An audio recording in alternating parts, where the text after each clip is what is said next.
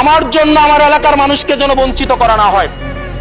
আমি এই সংসদে অনুমতি নিয়ে কখনো বিরোধিতা হয় না, কখনো অনুমতি নিয়ে আমি আপনার বিরোধিতা করতে চাই। আবুল হাসনাত আব্দুল্লাহর একটি প্রসঙ্গ যে আলাপটি তিনি করেছেন সেটি হলো বাজেটে এবার তাকে আটকে দেয়া হবে কিনা। আপনাকে টাকা দেয়া হবে না তো, আপনার এলাকায় টাকা দেয়া হবে, এলাকার মানুষের জন্য টাকা দেয়া হবে। সেই জন্য আপনি ইন্টারিম গভর্নমেন্টে যেভাবে যেভাবে পেয়েছেন, আমরা অনেক কিছু শুনি, অ্যালিগেশনের এই আদান প্রদানে অনেক কিছু বলা যায়, সেভাবেই চলবে হয়তো। ইয়েস আবুল হাসনাত আব্দুল্লাহ, আপনি ধন্যবাদ মাননীয় স্পিকার। ব্যক্তিগত কৈফিয়ত 1 মিনিট প্লিজ। ধন্যবাদ মাননীয় স্পিকার।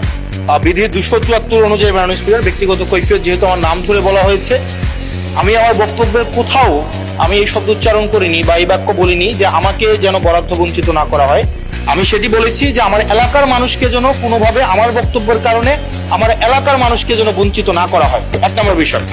2 নম্বর বিষয় মাননীয় স্পিকার, আজকেও এই সংসদে আমরা দেখেছি যে জুলাই সংশ্লিষ্ট আমাদেরকে মিন করে একটা কথা বলা হয়েছে যে আমরা আগে রিকশায় চড়তাম, এখন আমরা গাড়িতে চড়ি।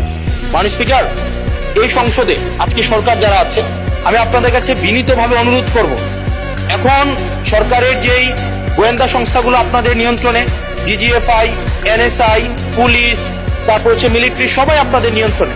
আমি আপনাদেরকে অনুরোধ করব, আপনাদের মতো দায়িত্বশীল জায়গা থেকে এলিগেশনের টোনে এলিগেশন না দিয়ে আপনারা তদন্ত করে যদি 1 টাকার দুর্নীতি, 1 টাকার কোনো ধরনের অসদুপায়ের কোনো ধরনের আপনারা প্রমাণ করতে পারেন, আমি এই সংসদ থেকে আমরা ইস্তফা দিব।